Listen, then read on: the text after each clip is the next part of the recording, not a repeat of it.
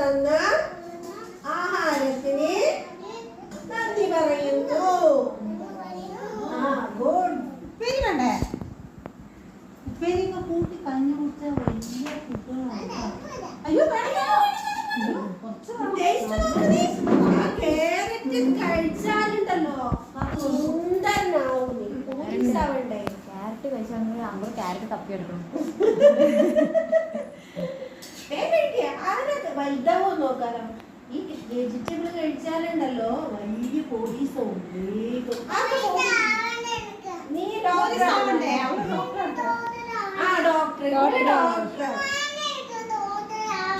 Doctor ടീച്ചറാണോ അവളുടെ?